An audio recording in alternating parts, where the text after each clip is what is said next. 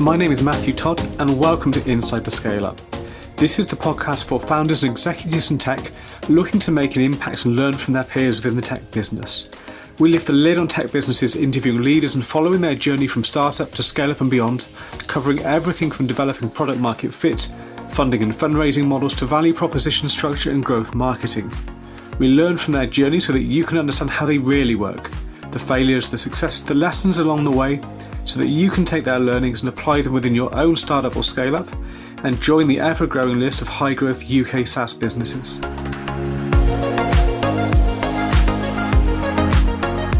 Hey, and welcome back to the podcast today. Really pleased to be joined by Kerry Linley from Rubitek. Great to have you here this warm Friday afternoon.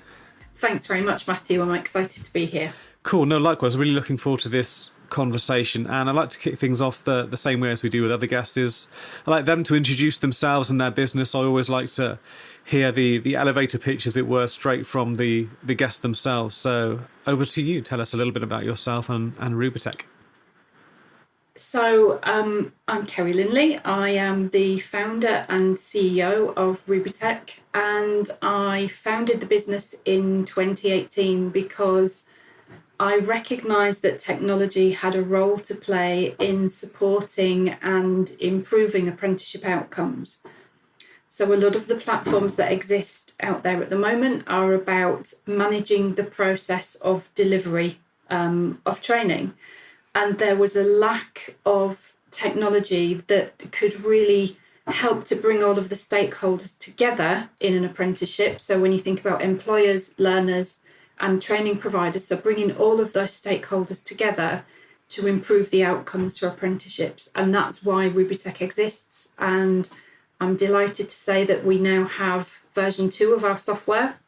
We've got a number of training providers on board and employers, and we've built a really good team around us. So quite an agile and still young business.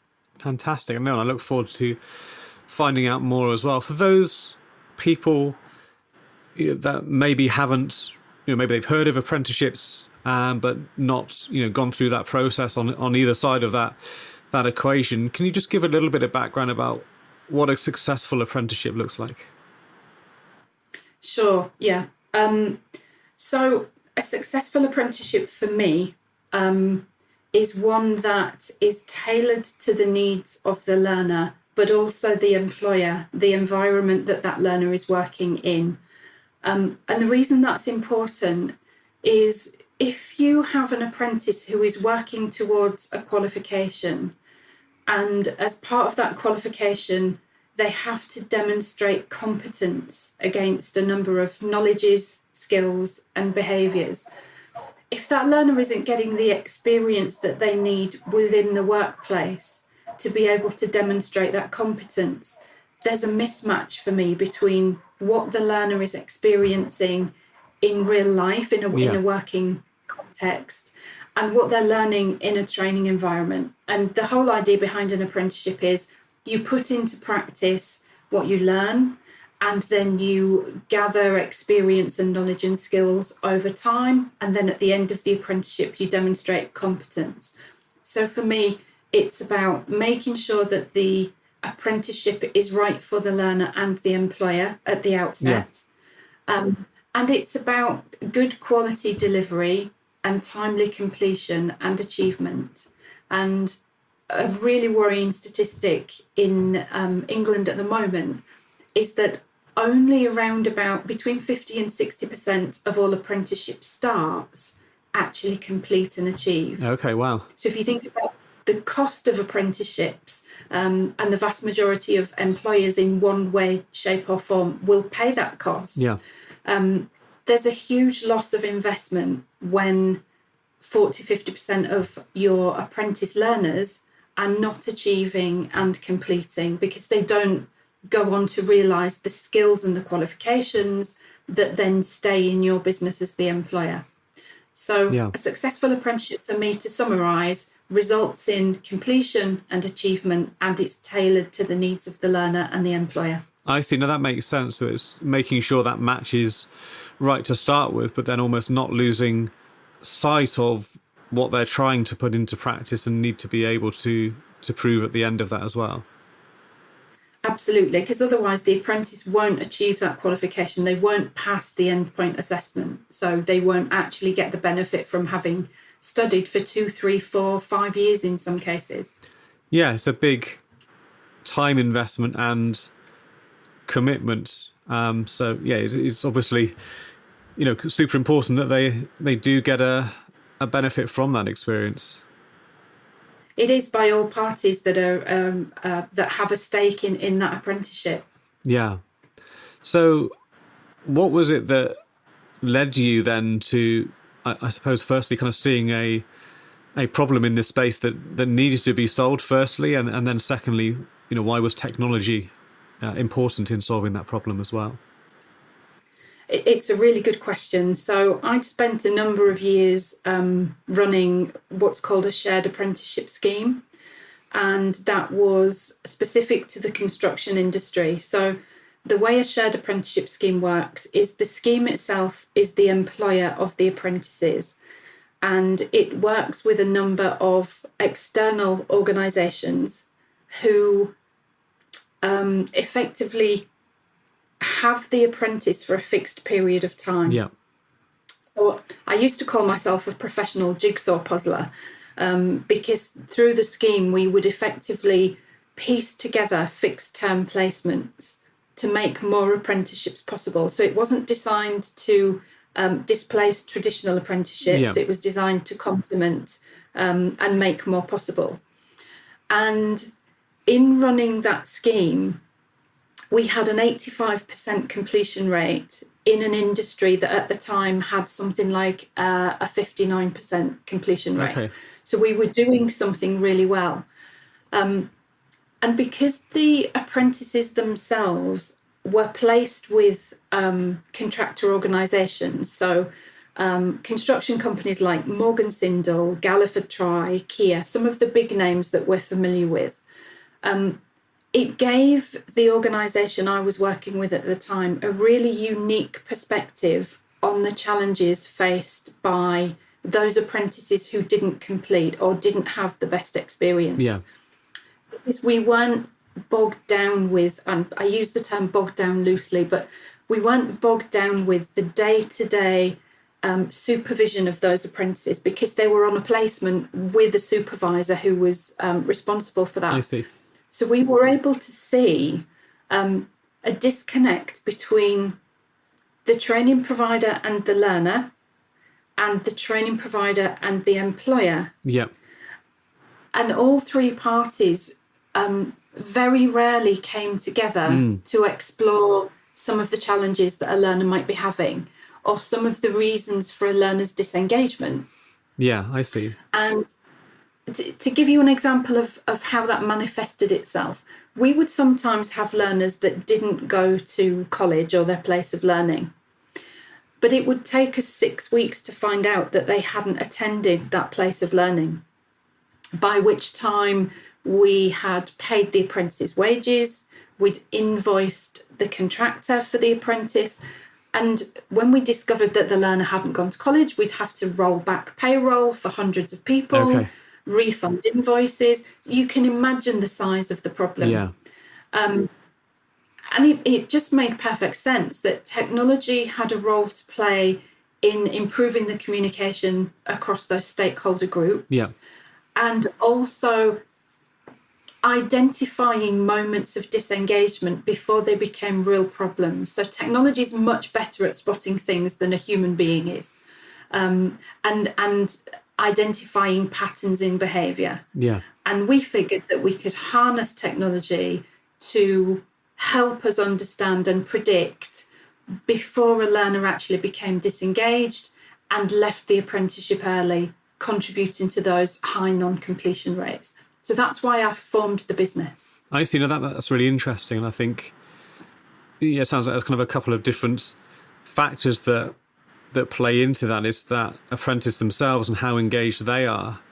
But I was kind of especially interested as well through personal experience in that disconnect between the learning provider and the employer, and the apprentice is the kind of the common point between them, I imagine in many different areas and different types of employers as well, there can be quite a disconnect, and I imagine it could be difficult for that training provider to be, even aware of that. Absolutely. And if you think about the different age categories of apprentices, so you have your 16, 17, 18-year-olds, you then have sort of the 19 to 24 age bracket, and then 24 plus. Yeah. When you're dealing with 16, 17, 18, 19-year-olds, you're perhaps helping them understand how to be in the world of work for the first time. Yeah. And those learners may, and I'm not saying everybody does this, but we certainly found those learners would tell their training provider one thing and tell their employer something very different. Okay. And by improving that communication process and linking up the triangle, if you like, we were able to demonstrate real transparency in communication. Everybody was on the same page. Yeah. Everybody understood the issues. But we were also able to identify that sometimes it wasn't the learner that was a problem. It could have been that there was a clash of personalities on site with the supervisor. Yeah.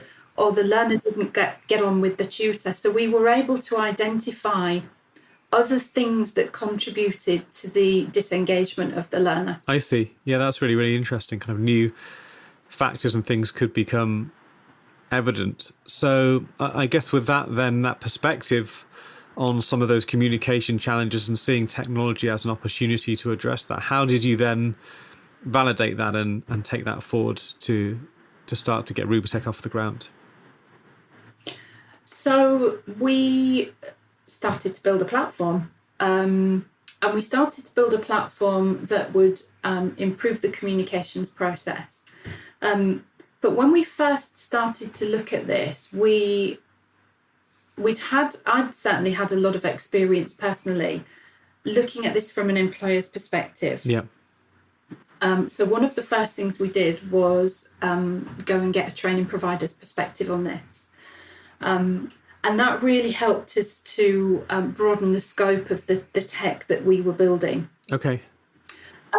So we got some early adopters, brought some people onto the platform, so some learners, some training providers, and also some employers, started to test the theory that we were trying to prove.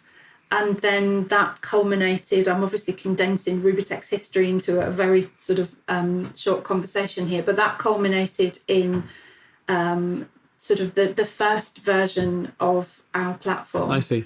And from there, we've been able to see those positive results as a result of improving the communication. Yeah. And We've just rolled out version 2 of that platform, so things have moved on. We've learned from those early conversations, and we've grown up a bit in the process, and obviously broadened our understanding of the issues by having the input of the training providers as well. So we actually started off thinking we needed to build something, and it's turned into something really quite different. Okay. And I guess a couple of things I'd like to unpack there. But yes, looking at what some of those differences are and challenges were. But before that, we speak to a number of people, with different types of startups, scale-up, SaaS businesses that they're building. Some of which come under the broad kind of category of marketplace, broadly speaking. That there's more than one party involved in a relationship that they're using the platform for. But I think this is probably the first person we've spoken to where there are kind of 3 of those different parties coming together on the platform: the training provider, the employer, and the apprentice. Where did you start with, and how did you get enough of those on board to make the platform viable? Was it a challenge to do, or was there kind of a single route to entry for you?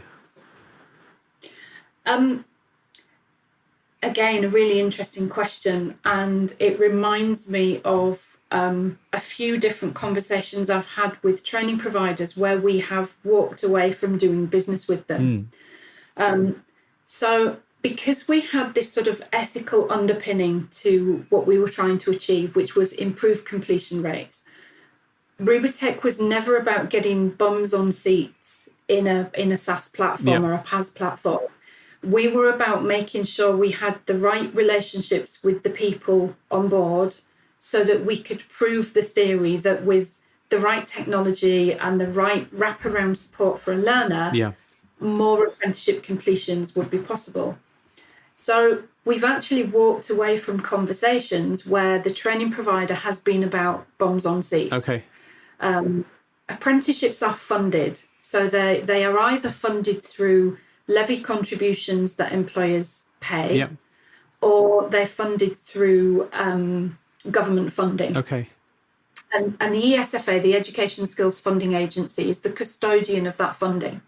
So this is an industry that is littered with compliance and regulation and rules and things that you must do as a training provider.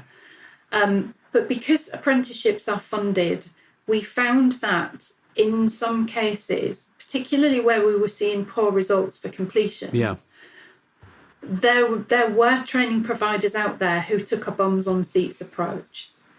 So we didn't work with them. We chose not to work with those providers. And getting the 3 different stakeholder groups on board was relatively easy because in order to complete an apprenticeship, there are those 3 different stakeholder groups involved, whether you like it or not. And by showing employers something that they didn't previously have access to, so that they could see and understand the progress that their learners were making, that very quickly snowballed, and their thirst for information became ever more apparent. So whilst there may have been some resistance from them at first to log into yet another system to see what's happening with their learners, based on the information that we were presenting them with in the platform, they were very quickly able to see how this could benefit them terms of managing learners and getting those positive outcomes. Yeah. And in terms of kind of your business model then, who is ultimately paying for the platform? Is it all 3 of those stakeholders, or is it just one of them, or how does that work? In terms of the commercial model, we operate a per learner per month license fee. Okay. Now, this is really important because if you think about those different stakeholders, and if you think back to the shared model that I described earlier, you could have an apprentice who is managed by 5, 6, 7 people in an employer organisation. Yeah. That apprentice may also have 3, 4, 5, 6 different contacts at the training provider organisation. So whilst there are platforms out there that exist, they may have a per user licensing model. Okay. And if you think about that, that's a huge barrier to entry when somebody has to pay for a license to a platform, a seat in a platform, in order to make sure that that learner has the very best experience. Yeah.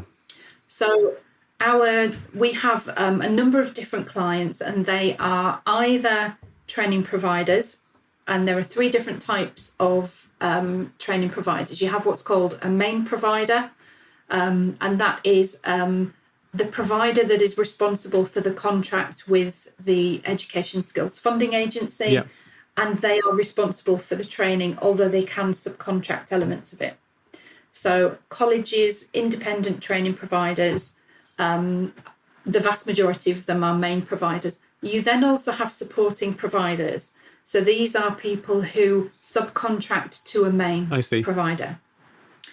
And then you have employer providers. So some employers have decided that they are best placed to deliver the training to those learners, and they register as employer providers. And we have customers in each of those 3 different categories. Yeah, I see. But because of the model we have, there are no barriers to putting all of the support in place for the learners that go through the platform. And we felt that that was really important. So a training provider can buy the licenses and put in as many of the employer supervisors as they need to support that learner. Yeah, no, that's really, really good. And I think that's, you do see some cases of platforms that, in a bid to charge more seats, disincentivize people from actually getting the value that they can and should be able to get out of the platform, which I think can sometimes be a bit short-sighted, because then they don't invest into it. They, try and save a bit, don't get the value from the platform, and ultimately leave anyway. So you're not losing out on revenue, you're losing more revenue because people can't use the platform to get that value. Yeah, you end up with models where you've got 5 users sharing one login. Yep. It's not convenient. It doesn't work. And long term, it's a poor strategy. Yeah, absolutely, 100% agree. So you mentioned then that the platform that you've got now, the version 2, is not like version 1. I'm interested in hearing what some of those kind of differences and learnings were, and what led to that evolution. I guess the biggest evolution for us has been the production from using the platform to produce the information that then ultimately draws down the funding for the training provider. Yeah. So we started off building a platform that was about improving collaboration and enhancing the learning journey so that the learner would have a more positive experience and would ultimately go on to complete and achieve. Yeah.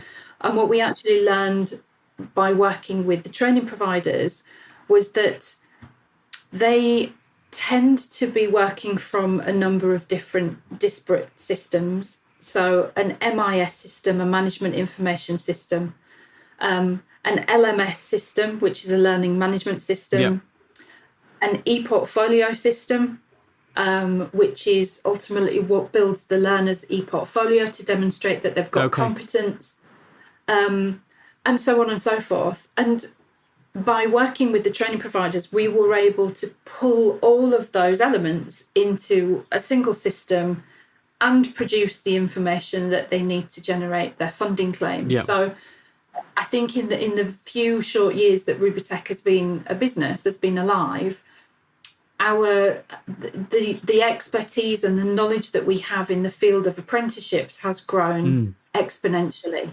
And we're very grateful to our training provider partners for the opportunity to get that knowledge. Yeah, no, that sounds like some great learnings based on what was already, some pretty good kind of foundations in that problem domain.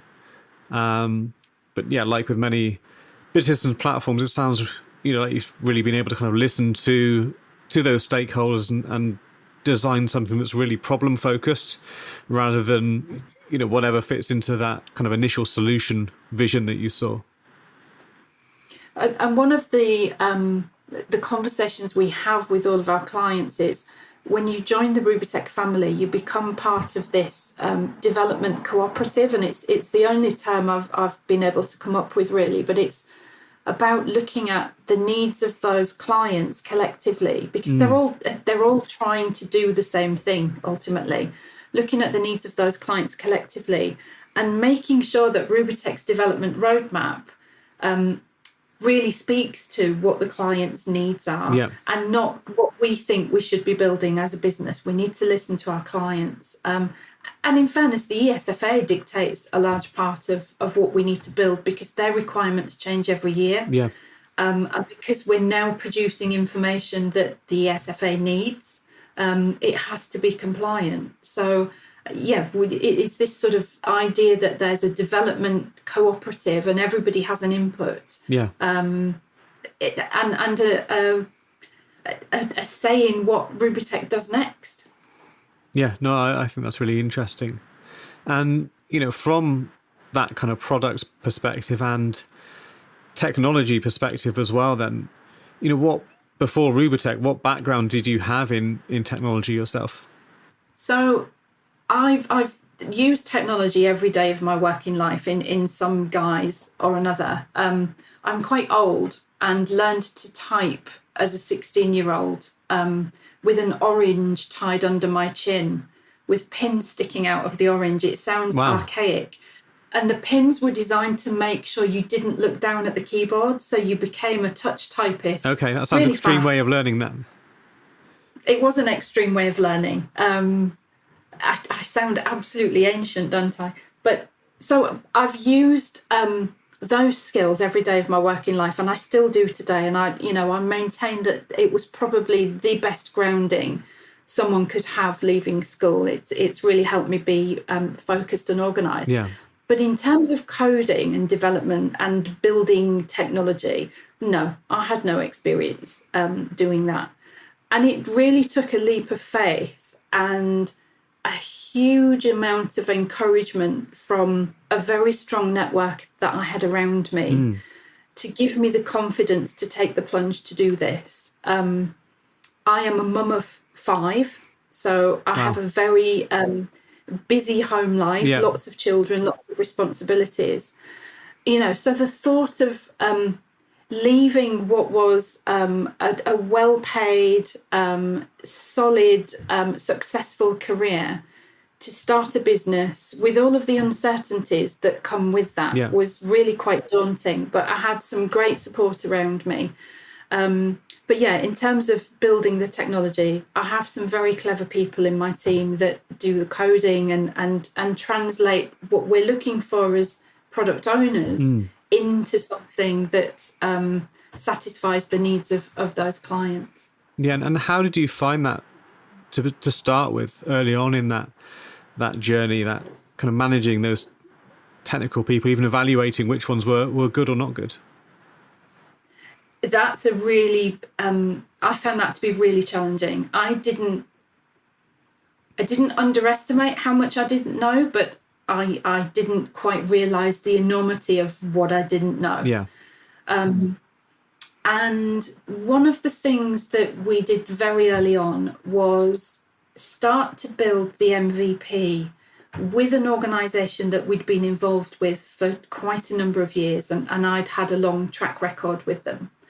And they were a good resource for us. Yep. They built quickly. But what I didn't do is look at the wider market and start to think about future-proofing. Yeah. I went to people that I knew, that I had experience with, and we built together what we thought was the right thing at the time. And with hindsight, what I should have done is gone out to the market, looked at what was available, seen the sort of the more modern development practices and built with that in mind. Okay. Because what happened quite quickly was, although we had this great product and it was demonstrating the thing that we were trying to prove, so it helped with that proof of concept, we had to rebuild it. So we had to get additional investment to rebuild the thing that, had I done it a slightly different way at the outset, we may not have had to do. I see. So managing those challenges, I think, was quite difficult, but a huge learning curve. Learning curve. And I'm kind of interested, what was it about what they'd done that meant it wasn't like a solid foundation for you to build upon? If I can just highlight one particular thing that I think was a real challenge and would be useful for other founders to take away. We built the platform and we hosted it, and we had the tin that it was hosted on with the same organisation. Yeah. And what that meant was, when something happened, when something went wrong, if that organisation had an attack on their server, we had all of our eggs in the same basket. I see. And that organisation may have been busy trying to resolve a problem, but it meant that anything else that went wrong, they couldn't free themselves up to fix because they were so focused on the one problem. Yeah. Had we spread our support network wider, we would have had more resilience in that. So I'm thinking about one particular day where the hosting site was subject to a DDoS attack, and that took our platform down. Yeah. Fortunately, it wasn't us that had the attack. It was the organisation that was hosting the platform. Yeah. But they were also building the platform and managing our physical infrastructure. So that one problem for them took them away from resolving or managing our services. I see. So I think having a broader network of organisations that support you is really important, not having all of your eggs in one basket. Yeah, so that kind of distributed risk rather than that single point of failure, reliance on one point, which can seem like a bonus when you're trying to go quickly, but then as you start to get into production and scale, things matter more if something breaks. Absolutely, yeah, absolutely. And we learned huge valuable lessons from that, and we now manage things very differently. Yeah, I see. And in terms of kind of growth of the user base and the platform, how have you approached that? So we are still quite a small and agile team. Most of our customers, most of the growth has come from word of mouth. So we'll work with a provider. It's a very incestuous industry, as you can probably imagine. Yeah. They then talk to their subcontractors and their other local providers, and our customer base has largely grown in that way. Yeah. It's interesting. We've just literally closed a deal that we have been talking to an employer provider for 3 years. Wow. So 3 years, and what we've done, and I think this is where Rubitek really comes into its own, is we've walked the journey with that provider, and we've really gone under the skin of the challenges that they were facing. Yeah. And we, over the 3 year period, we really made ourselves useful to that provider. So supported them through the period, and ultimately that's come to fruition, and we've just onboarded them. They're a big name for Rubitek. We're very very excited to have them on board. But I think that speaks to resilience, really, and just making sure that you keep going and you keep having the conversations and don't close doors, because you just never know when something might turn into a real opportunity that's going to bring revenue into your business. Yeah, no, that's interesting. I like what you said as well about you kind of being useful and adding value to them as well. During that time, what did that look like in practice? You have any kind of examples of that? It was, so if the particular provider that I'm talking about wasn't a provider at the time when we started to have our conversations. So it was a case of making sure that we passed on any knowledge that we gleaned from the industry. Yeah. As we sort of went along the journey, and kept in touch, made sure that if they had any questions that we knew we could help with, that we were on hand to help with them. Yeah. And that's something that we do with all of our clients. So is making sure that when a training provider or an employer comes on board with Rubitek, they're not just buying a product. That's not what the business is about. It's about making sure that I'm a very hands-on founder, but as a founder, I keep in touch with all of our clients personally. Yeah. And making sure that the team that support the clients have the right knowledge for those clients. So we don't just offer the software, we offer a consultancy service. I sit on the advisory board for some of our training provider clients. Yeah.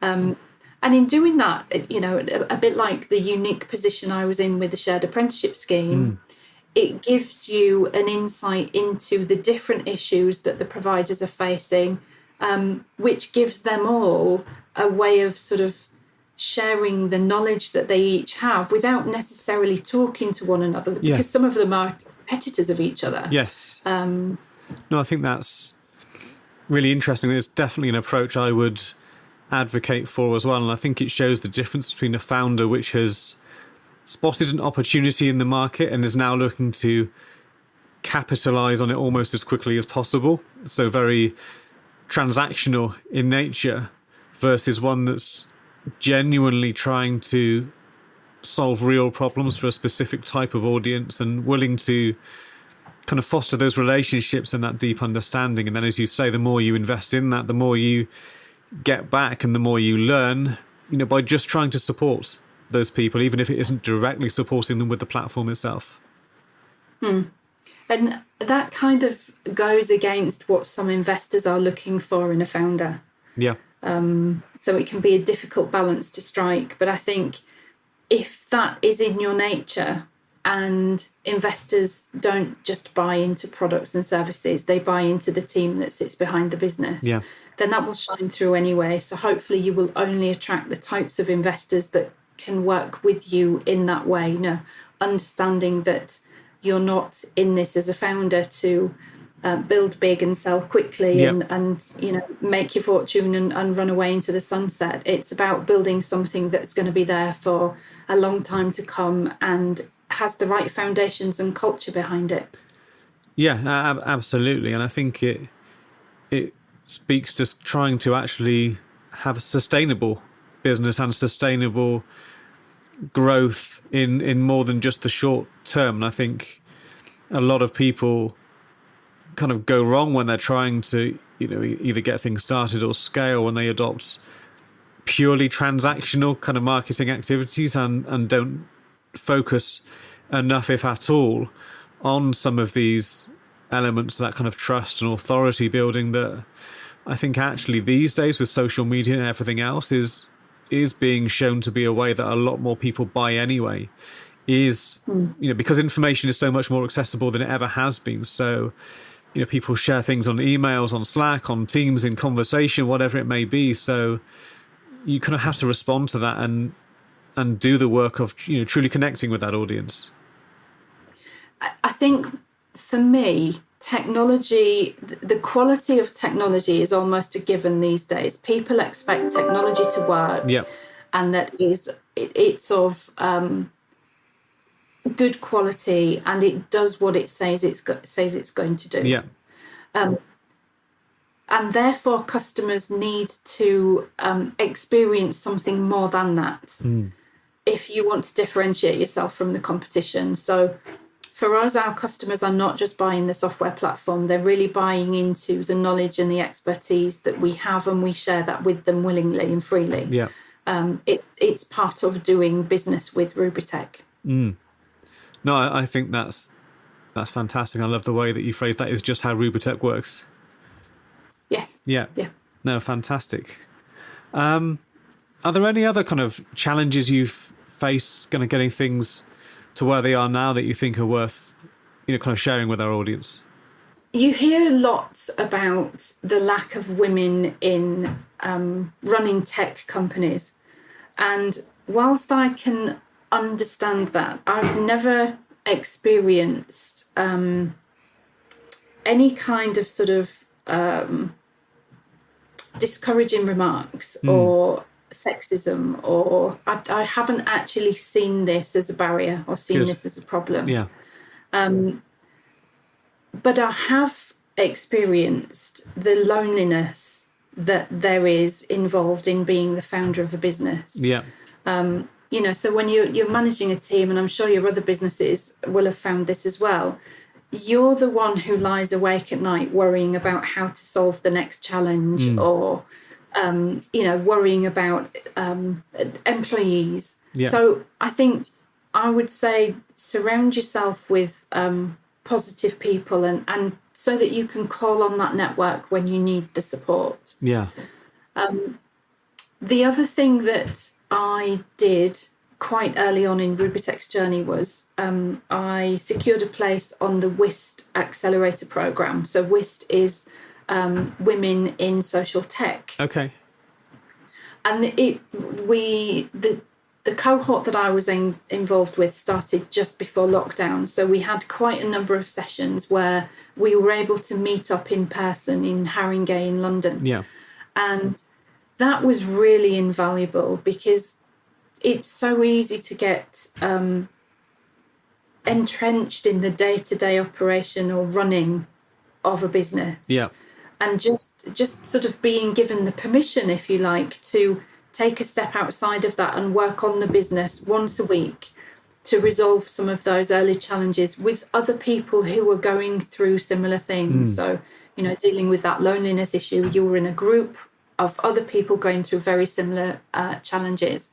Having the time to take a step back and do that was invaluable, and I would really recommend an accelerator program to other founders. I think there's a statistic that if you take part in an accelerator, you're twice as likely to succeed. So the results speak for themselves. But I would really recommend that as well. Yeah, and I think that's interesting that it's, a safe space to kind of gain that perspective. It forces you to kind of try and get that perspective, but also, it is somewhere where you can share those challenges, because you can't share it internally with your team. So it's good to have that kind of sounding board and place to look for advice as well. And I think those accelerators might not always teach you something you don't know. They might, force you to do a business model or customer avatar definitions that you feel like you know inside out, or whatever it may be. But actually, probably the most valuable part of many of those is that network and providing that environment, I think. Absolutely. And I think I would slightly disagree with your last comment, because I think there is learning to be had in everything, but you've got to turn up for it. Yeah. So there's always an opportunity, but if you're not there in the right place at the right time, you can't take advantage of that opportunity. Yeah. And you're right, some of these accelerator programs, it is just let's regurgitate what a business plan should look like. Yep. and let's look at what a software as a service model might look like, and let's look at a pricing model.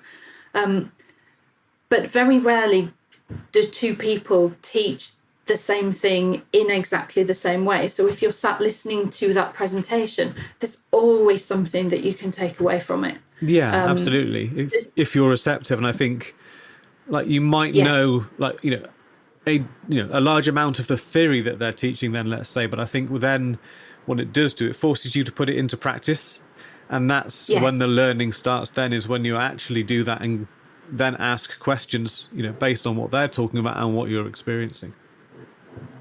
And how many times have you watched a movie or read a book, and then you've rewatched it or you've reread the book, and you've learned something the second time that you didn't quite pick up on the first time? And I think that's the same with business processes and strategy. You'll pick up new things each time you revisit something. Yeah, absolutely. I was reading something this morning by McKinsey, and it said that startups rarely fail because they have a bad product. And they gave 10 reasons why startups fail, and I just picked the top 3. So businesses run out of or fail to raise the cash that they need. They have insufficient demand for the product, so the product's good, but the market might not be there for it. Or they get caught out by the competition. And I think one of the things that an accelerator program will force you to do is deal with those 3 things early on and head on. So if you make sure that you've got a good eye on the competition, and you have got the right product market fit, and you've really focused on your business plan, straight away you're removing those 3 biggest issues that could be the difference between success and failure. Yeah, no, absolutely. And I think product market fit is probably something a lot of founders convince themselves they have probably a little bit too early before they genuinely do. Yes, I would agree. And you've got to go and speak to the people who might one day be using your product, and get their input. Absolutely. And I think don't be scared of talking to people that don't want what you're currently offering, because if you're truly problem focused, then actually all that is doing is uncovering another opportunity where you just need to go a bit deeper. Yeah, and that's exactly what we discovered. So by talking to organisations that we thought would be a good customer fit, we realised that they perhaps didn't want these elements of what we were offering, but wouldn't it be great if we could solve these problems for them? And that's exactly what Rubitek has done. Yeah, no, fantastic. And I want to be respectful of your time here on the call as well, because I'm sure we could certainly talk for a lot longer. In terms of Rubitek and where it is now, then what are the priorities that you're kind of focusing on now as a business? So we're currently out for a second round of investment, and that investment will help us build our team. Okay. So what we really need to be focusing on now, we've revamped the technology. We've grown up. I use the term grown up a lot. We've grown up a lot over the last sort of 18 months. We've rebuilt the platform. We're now hosted in AWS. So in terms of security, scalability, future-proofing the business, we've invested in those things. Yeah. And we now really need to sort of build the team to manage the onboarding of new clients and manage the management of those new clients once they're on board. I see, yeah. Because of that collaborative approach that we take with them. So we do things like hosting focus groups with all of our customers, and we need to grow the team to really harness the knowledge that our customers have so that Rubitek can build bigger and better and meet those needs. So that's the sort of the next big thing on the radar for us is bringing in some additional investment and growing the team so that we can onboard more customers and keep doing the positive things that we've been doing over the past couple of years. No, that's great, and I like what you said about growing the team to continue that learning process and engagement process that you've got going on. I think, I've seen some scale-ups make the mistake of almost thinking they've either done that part or don't need to continue to invest in it. Okay, now we know all of these things. We've got all these ideas about what we should build. Let's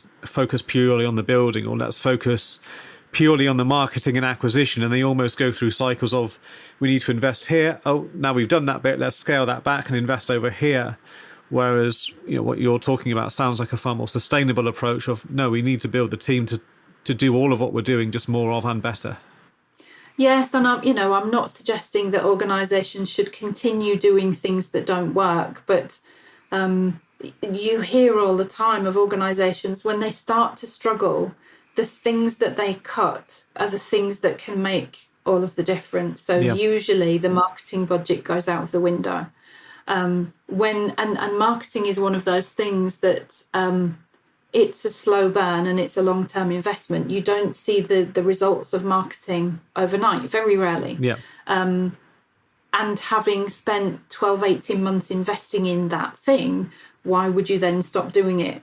Yes. You have to keep investing in it. So some things it makes sense to stop doing, but you're absolutely right. I see far too many times when some of these things are almost seen as projects, and we finish that project and now it's on to the next thing.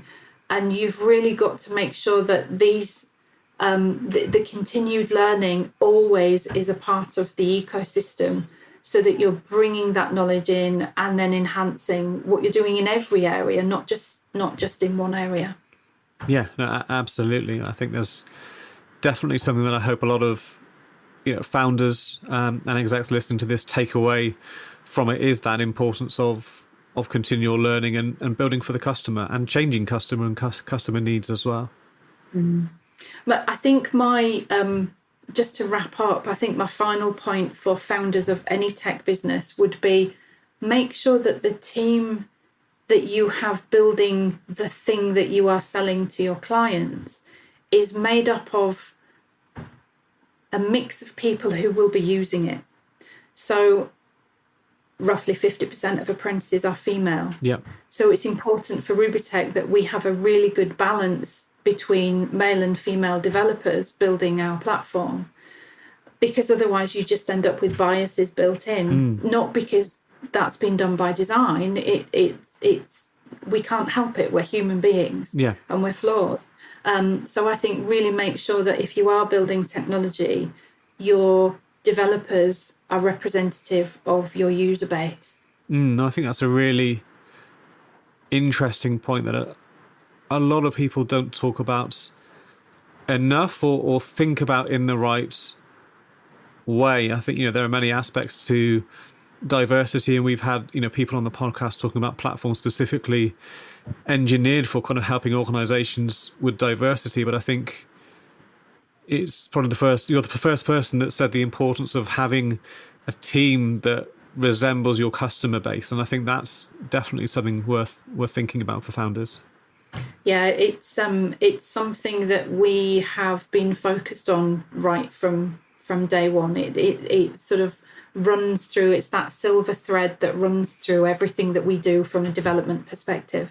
And I'm very lucky. I know I am very lucky to have a team with the right balance, with the right mix. We don't always have the luxury of that. So, I think it's the one takeaway thing I would pass on to any founders of any tech businesses. Try and make sure you get that sort of silver thread running all the way through. No, absolutely. I think that's a perfect place to leave it. So thank you very much for taking the time this afternoon. Really interesting conversation. And yeah, I wish you the best of luck with that kind of next phase of Rubitek. And for anyone interested in finding out more, we'll make sure we share links back to your site as well, so people can find out more for themselves. But no, thank you for your time. Really enjoyed the conversation. Thanks, Matthew. It's been great talking to you. Thank you for joining me on this episode of Inside the Scale Up. Remember, for the show notes and in-depth resources from today's guest, you can find these on the website insidethescaleup.com. You can also leave feedback on today's episode, as well as suggest guests and companies you'd like to hear from. Thank you for listening.